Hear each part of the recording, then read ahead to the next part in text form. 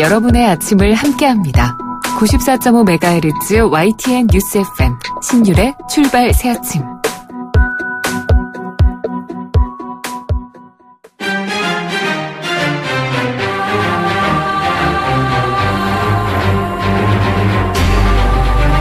매일 아침을 뉴스로 깨웁니다. 신율의 출발 새아침. 오늘 최순실에 대한 1심 재판 결과가 나옵니다. 그리고 남북정상회담을 위한 우리 정부의 걸음도 빨라지고 있습니다. 하나는 과거에 대한 문제, 또 하나는 미래에 대한 문제입니다. 과거의 매듭이 잘 지어져야 미래가 있다는 말들도 있습니다. 과거도 잘 정리되고 미래에 대한 준비도 좀 철저히 했으면 좋겠습니다. 자, 그래서 오늘 신율의 출발 새 아침에서는 과거의 정리와 미래의 준비에 대한 부분을 집중적으로 알아보려고 합니다. 오늘 1부에서는 김홍걸 민족화해협력 국민협의회 대표 상임의장 연결해서 지금의 남북대화 모드에 대한 입장 들어보고요. 3부에서는 전문가와 함께 최순실 1심 재판 결과에 대해서 전망해보겠습니다. 그리고 2부에서는 박주선 국회 부의장으로부터 지금의 국민의당 문제에 대한 입장도 들어보죠. 자, 신율의 출발 새 아침, 먼저 광고부터 듣겠습니다.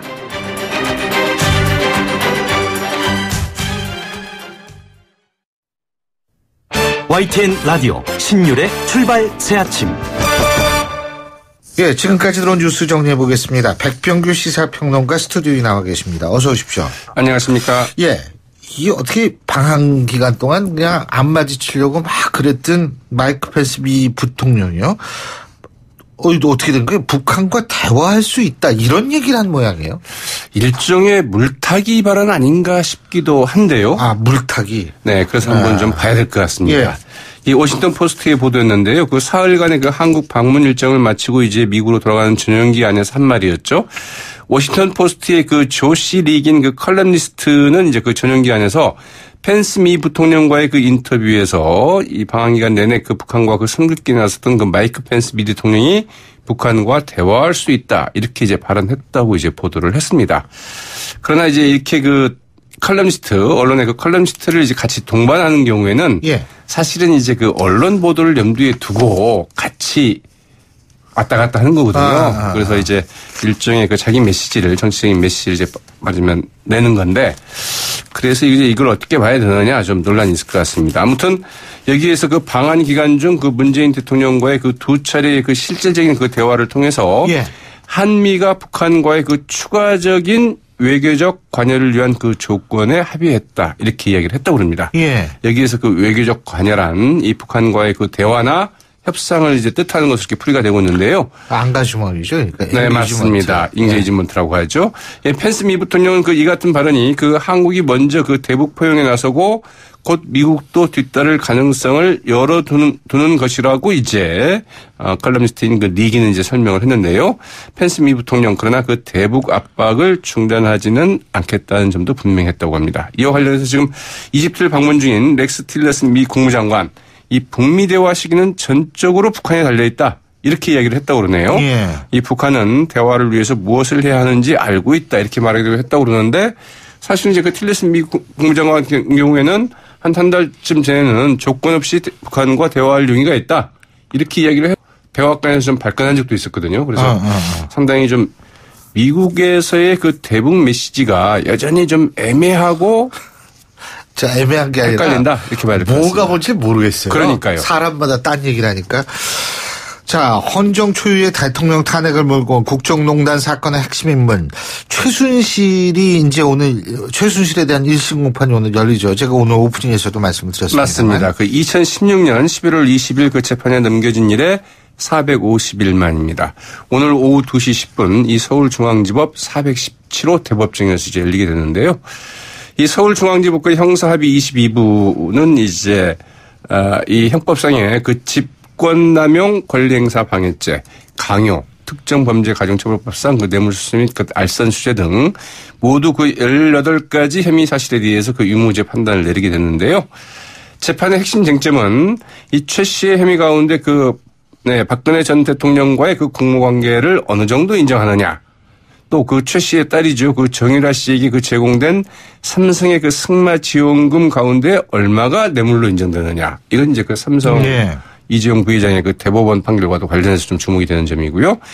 안종범 전 그 청와대 정책수석 업무 수첩의 그 증거 능력 인정 여부가 이제 그 주목이 되고 있습니다. 예. 최 씨와 함께 기소된 그 안종범 전 그 청와대 수석 그리고 지난해 4월 박근혜 전 대통령과 함께 기소된 신동빈 롯데그룹 회장도 오늘 그 1심 선고를 받게 되는데요. 이 최순실 씨에 대한 그 1심 재판부의 이제 그 판결이 어떻게 나오느냐가 바로 박근혜 전 대통령에 대한 그 선고를 예고한다는 점에서도 좀 주목이 되죠. 박 전 대통령에 대한 선고는 한 3월. 네, 3월 말 4월을 그렇죠? 좀 넘어가야 될 것 같다고 이렇게 좀 보여지고 있죠. 자, 밤새 들어온 소식이 있는데 이명박 정권 시절에 국가정보원하고 손잡고 김대중 전 대통령을 뒷조사하는 비밀공작에 관여한 의혹을 받고 있는 이현동 전 국세청장. 오늘 새벽 구속이 됐네요. 네, 이현동 전 국세청장 이렇게 구속되리라고는 그 미처 예상하지 못했겠죠. 예, 네. 당연하죠. 네, 네. 그 서울중앙지법 이 강부영 그 영장 전담 판사 이제 오늘 새벽이죠. 이현동 전 그 국세청장의 그 구속 전 피의자 신문 뒤에 주요 범죄 혐의가 그 소명이 되고 증거를 인멸할 염려가 있어서 그 구속의 사유와 그 필요성이 인정된다면서 이제 구속영장을 발부를 했습니다. 특가법상 그 뇌물수수 및 그 국고손실 혐의가 이제 그 적용이 됐는데요. 이 이명박 정부 시절에 이제 국세청 차장, 물론 이제 그 국세청장도 지냈죠. 그 이후에. 예. 이 국세청 차장이던 그 2010년께 국가정보원과 함께 그 김대중 전 대통령의 그 해외 비자금 의혹을 그 뒷조사하는 비밀 공작인 이른바 그 데이비드슨 이제 그 공작을 그 진행한 혐의를 받고 있습니다. 예. 국정원과 그 국세청, 미국 국세청이 그 한국계 직원에게 거액의 정보를 주고 이제 그 정보를 빼오는 등 그 2년 동안에 비자금 풍문을 좀 다각도로 이제 검증을 했지만 결국 그 사실이 아니라고 이제 결론이 났다고 하죠. 이 데이비드슨 그 공작에 투입된 약 5억 원은 국정원의 그 대북 공작비로 충당을 했는데 이와는 별도로 이현동 전 국세청장 국정원에서 약 그 1억 원의 수고비를 받은 혐의도 받고 있습니다. 그리고 정치권 소식인데요. 국민의당 바른정당 오늘 오후에 바른미래당 출범식을 갖죠. 예? 네, 그렇습니다. 그래서 오늘 이제 원내 3당으로 이제 다시 그 공식 예. 출범하는데요. 국민의당은 이제 이로써 예. 2년여 만에 이제 그 없어지는 거죠. 네. 네, 당 깃발을 이제 내리게 예. 됐죠. 두 당은 오늘 오전에 그 국회에서 그 수임 기간 그 합동회의를 여는 데 이어서 오후에는 그 경기도 일산 그 킨텍스에서 그 바른미래당 그 출범대회를 갖고 원내 제3당으로 이제 그 출범하게 됩니다. 바른미래당으로의 그 합당을 하루 앞둔 어제 이 신당의 강령에 어떻게 정치 이념을 표현할 것인가 이제 이걸 갖고 논란이 있었는데 당초 그 개혁적 보수와 그 합리적 진보라는 표현을 넣자는 그 국민의당 개혁적 보수와 그 합리적인 중도를 하자는 그 바른정당 입장을 이제 그 절충을 하지 못해서 결국은 그 진보나 중도 보수라는 표현 자체를 아예 빼기로 했습니다. 그 대신에 탈이념, 탈지역, 탈계층, 탈과거를 통해서 미래 정당으로 간다는 정신을 그 강령에 포함시키려 했다고 하는데요. 이러다가 이제 그 정체성까지 그 탈정체성화하는 것 아닌가? 이런 논란도 좀 불러일으킬 것 같죠. 또 햇볕 정책이라는 말도 넣지 않는 쪽으로 정리를 했다고 그러네요. 이게요. 그러니까 이것도 아니고 저것도 아니다라는 비판을 받을 수도 있다. 그러고 고민이 얼마큼 심하냐 이런 얘기를 들을 수도 있는 부분이네요. 네. 근데 뭐 백지위에 이제 전혀 새로운 걸 그려 나가겠다 이제 이럴 수도 있겠는데요. 네. 그러려면 다들 먼저 마음부터 좀 비워야 되겠죠. 예. 오늘 말씀 잘 들었습니다. 고맙습니다. 네. 고맙습니다. 예, 지금까지 백병규 시사평론가였습니다.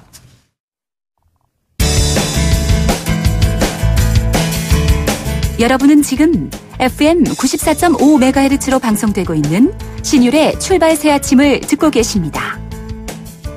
의견 주실 분은 짧은 문자 50원, 긴 문자 100원의 이용료가 드는 휴대전화 문자 메시지 우물정 0945번으로 의견 남기실 수 있습니다.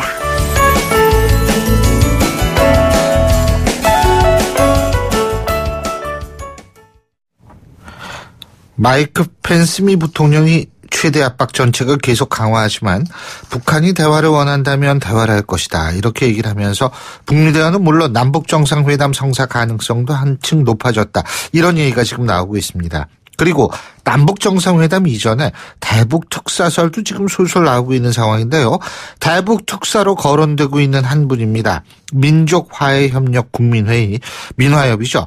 김홍걸 대표 상임의장 전화 연결합니다. 안녕하십니까?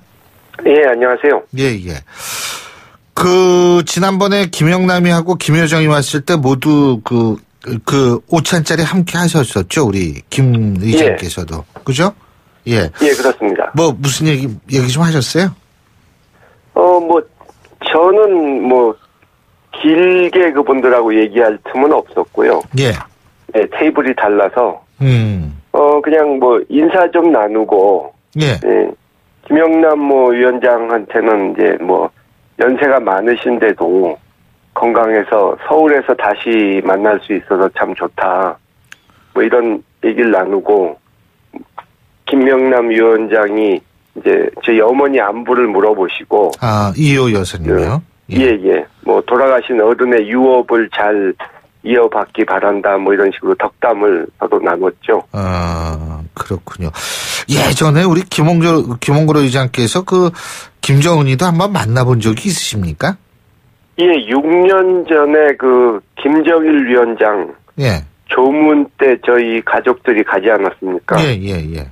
그때 이제 조문한 직후에 잠시 인사를 나눈 적이 있죠. 그렇군요. 지금 여러 가지 이유에서 지금 우리 김홍걸 상임의장을 대북 특사로 지금 거론이 꾸준히 되고 있지 않습니까? 만일 얘기가 나오면 역할을 맡으실 의향이 있으십니까? 글쎄요. 이번에 워낙 그쪽에서 예상 외로 이렇게 명목상의 국가 수반하고 또 김정은 위원장의 분신이라고 할 수 있는 여동생 이렇게 상당히 윗급을 보냈기 때문에 우리도 어쩔 수 없이 격은 맞춰야 되니까 총리 부총리급에 고위급이 가셔야 되지 않을까. 네, 그리고 또 고위급이면서도 이 대북 접촉 경험이 많은 분이면 아주 좋을 텐데. 근데 그런 분이 있어요? 네, 그러니까 그런 조건을 다 갖춘 분이 없으면. 예. 예를 들어서 수석 대표는 총리급, 또 부대표는 이 대북 경험이 많은 분, 이런 식으로 할 수도 있겠죠. 그렇군요. 근데 어쨌든 급수가 높아야 된다 이런 말씀이시네요? 예? 저쪽에서 그렇게 했으니까 우리도 급을 대충 맞춰야 되지 않을까. 근데 제 생각에는 이제 예전에는 남북 관계가 꽉 막혀 있었기 때문에 네. 그것을 풀기 위해서 어떤 형식으로든 특사가 가야 된다 이렇게 봤는데 지금은 좀 상황이 바뀌었지 않습니까? 예. 그렇기 때문에 좀 특사의 성격이나 필요성도 좀 달라졌고 특사 외에도 이런 여러 가지 소통하고 대화할 수 있는 채널을 많이 만들 수 있게 됐죠. 지금은 이제 그런 채널이 다양해질 수 있다 이 말씀이시죠? 예, 그렇죠. 특사 보내는 거 하나에만 의존할 필요는 없게 됐죠. 그러면은 그 다양한 채널 예를 들면 딴 게 어떤 게 있을까요? 그러니까 제가 말씀드린 건 판문점에서 네. 예, 고위급 접촉 같은 거를 다양하게 할 수 있지 않을까. 예. 네. 그렇군요. 근데 어쨌든 수석, 수석 대표, 부대표 이런 식으로 나눈다 하더라도, 총리급이 수석을 맡는다 하더라도 우리 김홍걸 의장께서도 또 한 번쯤 가시는 것도 나쁘진 않지 않습니까? 글쎄요. 저는 꼭 특사 형식이 아니라도, 네. 제가 민화협 대표 상임의장을 맡고 있기 때문에, 예. 어떤 민간 교류 차원에서라도 갈 생각은 하고 있습니다. 예. 근데 그렇게 생각하는 것은 이제는 아주 전방위적으로 이 남북관계 개선을 위해서 노력할 시점이기 때문에 예. 정부 대 정부 차원의 접촉뿐만 아니라 이제 민간도 나서서 이 정부를 적극 도울 때가 됐다고 보기 때문입니다. 지금 이 특사라는 것이 결국 남북정상회담으로 이어지는 하나의 징검다리가 될 수 있다고 보세요? 예, 그렇게 될 수도 있겠죠. 될 수도 있다라는 건 안 될 수도 있다는 얘기네요. 그죠? 제가 말씀드리는 것은 대통령께서도 예. 여건을 만들어 가자 예. 이렇게 말씀을 하셨는데 예. 이제 18년 전에 6.15 정상회담을 할 때도 예. 사실 사전에 이런 의제 논의가 되질 않았기 때문에 이 갔다가 빈손으로 돌아오면 어떡하나 하는 좀 염려가 있었지만 그때는 이 남북 관계, 북미 관계가 지금처럼 어려운 상황이 아니었기 때문에 예. 과감하게 예. 이 가실 수가 있었는데 아하. 지금은 여러 가지 민감한 부분이 많지 않습니까? 예. 그래서 무조건 이 남북 정상회담을 하긴 해야겠지만 무조건 서두를 수는 없는 상황이고 아하. 예. 차근차근 여러 가지 접촉을 하고 이 남북 간에도 준비가 돼야 하고 또 주변국에도 이해를 구해야 하는 그런 작업이 필요하니까 예, 그런 후에 정상회담이 이루어져야 하지 않을까. 제 생각에는 8.15 정도 일단 목표로 두고 좀 준비가 부족하다 싶으면은 연말 정도까지 미루는 것도 아하. 생각해야 되지 않을까 싶습니다. 그러니까 우리 김홍걸 의장님께서 생각하실 때는 예. 6.15 남북정상회담 때와 지금은 좀 상황이 너무 많이 다르고 지금 열악하니까 자칫 예. 서두르면은 좀 힘든 상황이 오히려 발생할 수도 있다 이런 생각이시군요. 예. 그렇죠. 근데 예, 사실 예. 참 여러 가지로 어려운 것이 예, 예. 이제 그동안 악화된 북미 관계 같은 것을 생각할 때 예. 이 한반도의 어려운 안보 상황을 생각할 때 한편으로는 서둘러서 이 문제를 해결해야 되지만 또 이 핵 문제가 걸려 있고 남북 관계라는 게 워낙 이 민감하기 때문에 예. 또 한편으로는 인내심 가지고 천천히 차근차근 해결해야 되는 서두르면 안 되는 또 부분이 있지 않습니까? 그러니까 시간은 많지 예. 않은데 천천히 차근차근 해결해야 되니까 이게 참 어려운 것이죠. 그러면은 우리 김홍걸 의장께서 보실 때 지금 당장 3월 말이나 4월 초에 한미연합훈련 이게 예. 지금 일단 계획이 돼 있지 않습니까? 청와대는 지금 확인도 부인도 하지 않는다. 연기 가능성에 대해서 이런 얘기하는데 이 부분은 어떻게 예. 처리돼야 된다고 보세요? 사실 굉장히 어렵고 미묘한 부분인데 예. 일단 군사 전문가들 얘기를 들어보면 이 미군이 세계 각지에서 여러 가지 훈련들을 하는데 1년도 내내 예. 한 번 이렇게 연기가 되면 사실 그 규모를 원래 예정했던 대로 유지하기는 쉽지 않다고 그래요. 예.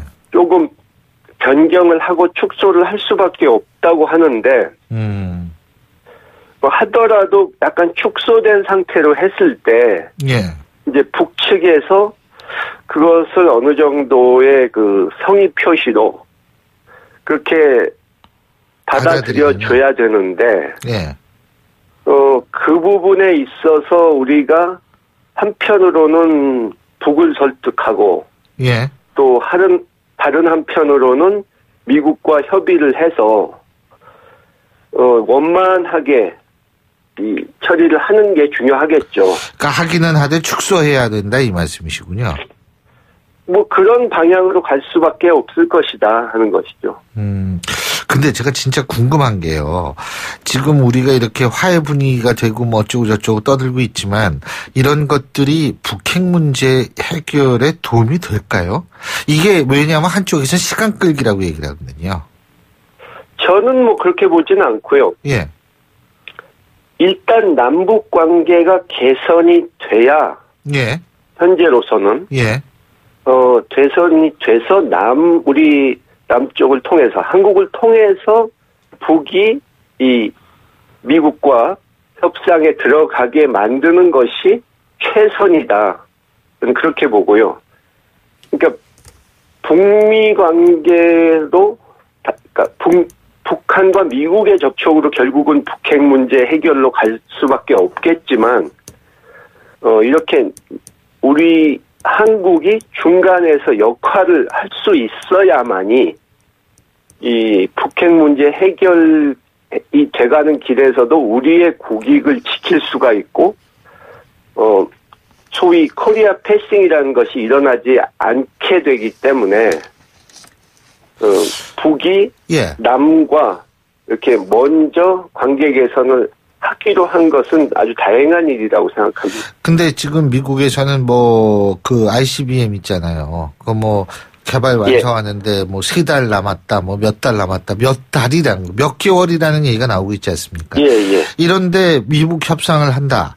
이게 육자회담도 사실 그동안 성과가 없었지 않습니까? 예, 예. 여기에서 미국 협상 지금 몇 달밖에 안 남았다 그러는데 미국 협상을 통해서 문제를 풀려고 그러고 북한도 아이고 내가 이게 생각을 잘못했다 이러고 몇 달 내에 그걸 포기할까요? 글쎄요, 단정적으로 얘기할 수는 없지만, 예. 일단 상황이 급하니까 더욱 적극적으로 대화와 협상에 나가야 된다.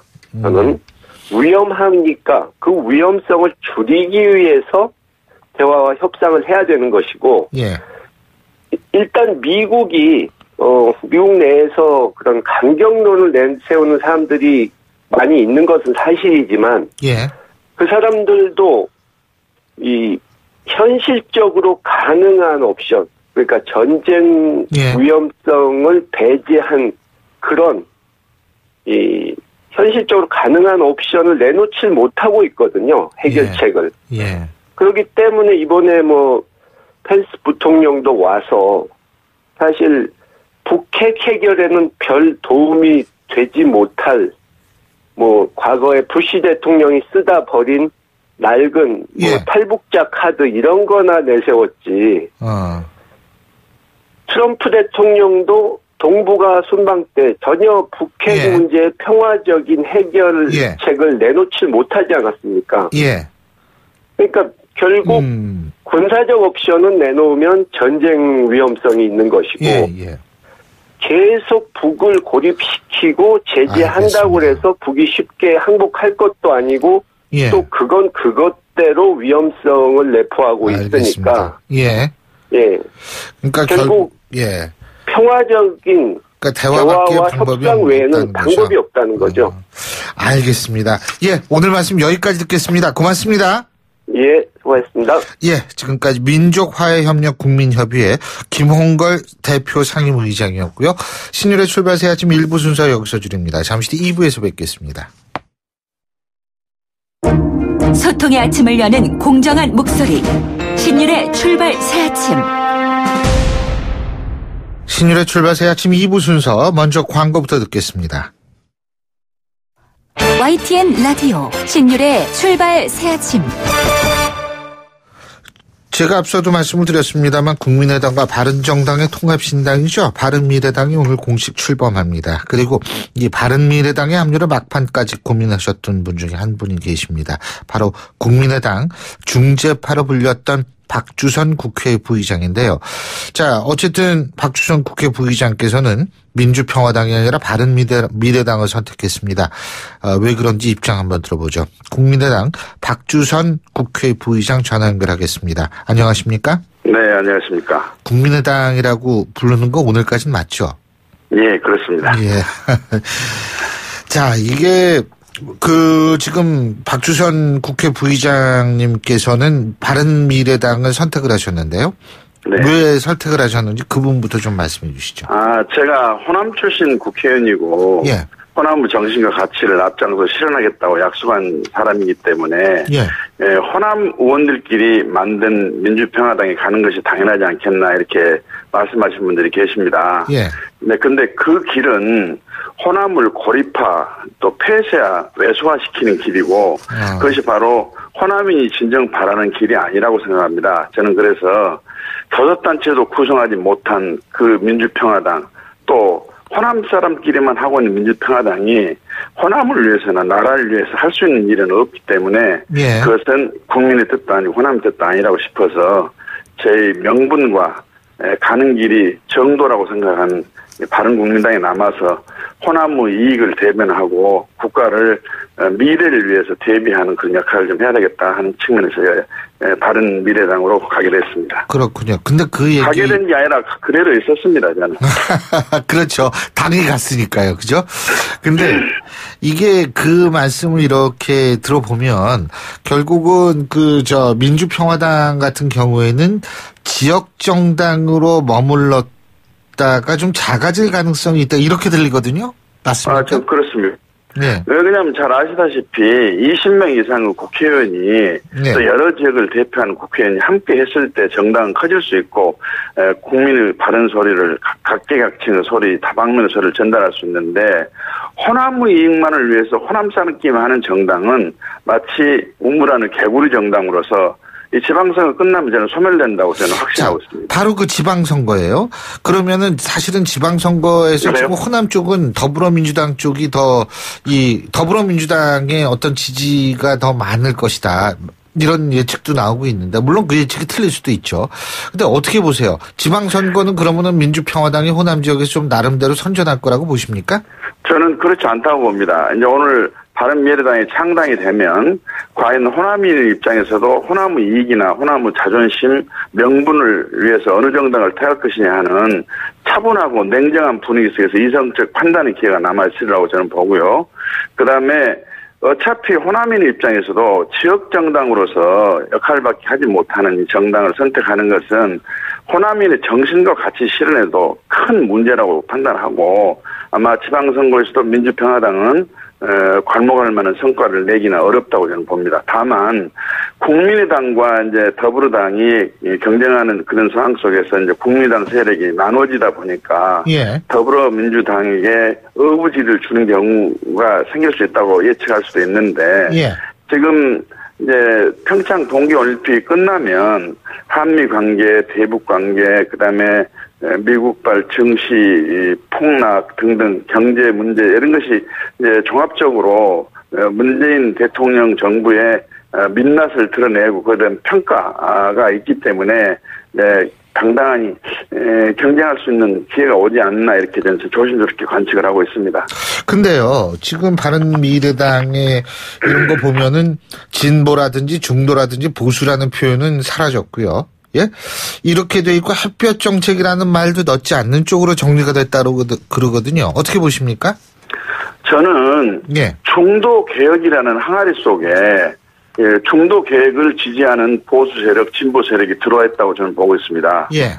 그렇기 때문에 그것은 표현의 방법의 문제이지 꼭 들어가느냐 안 들어가느냐 저는 아직 강령을 본 일은 없습니다만 그 중요한 것이 아니고 우리가 지향하는 목적과 방향이 중도 계획이냐 아니냐 하는 문제하고 그다음에 대북 정책의 문제는 지금 햇볕 정책은 무조건 북한과의 대화를 통해 가지고 교류 협력을 하자는 것인데 현실적으로 유엔에 가입하고 있는 우리나라도 참여했던 대북 유엔 결의안 제재 결의안 그리고 한미 동맹 관계에서의 합의했던 북한에 대한 대북 제재 결의안 등등이 있는데 지금 이런 상황에서 무조건 대화를 한다는 것은 사실상 불가능한 일이죠.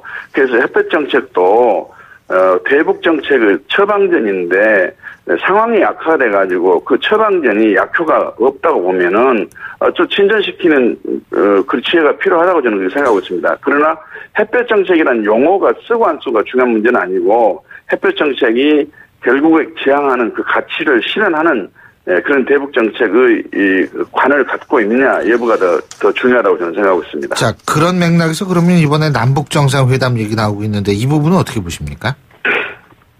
남북 정상도 회담도 회담이 이루어져가지고 한반도 비핵화가 실현만 될 수 있다면 누가 반대하겠습니까?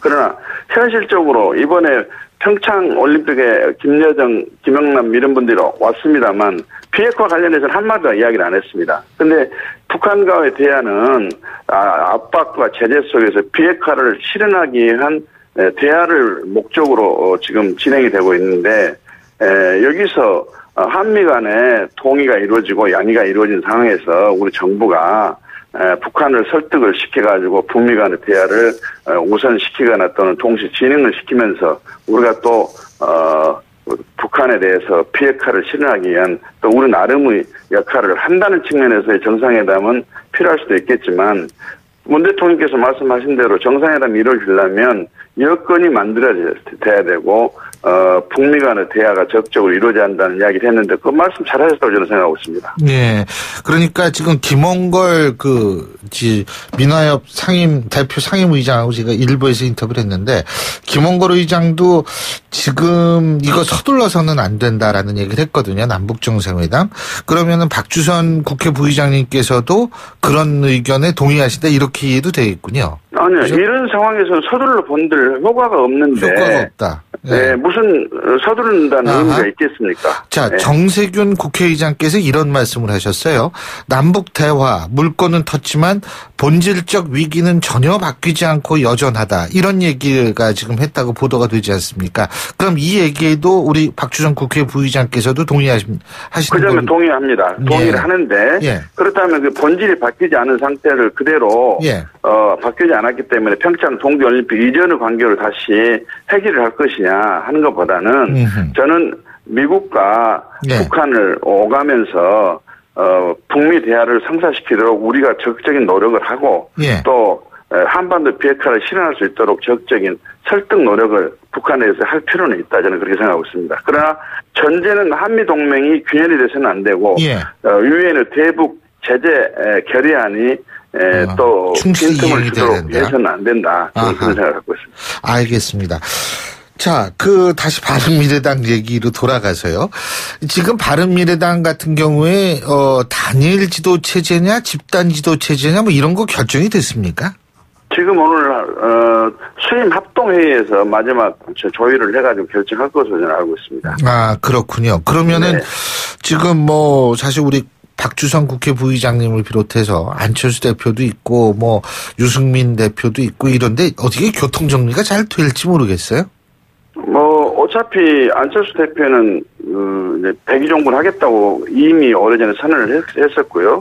그다음에 이제 합당을 하면서 합동기구에서 양당을 대표하는 공동대표 제도로 가자. 또 그것이 영원한 지역주의를 극복하고 동서합을 이루는 정신에도 맞다고 저는 생각합니다.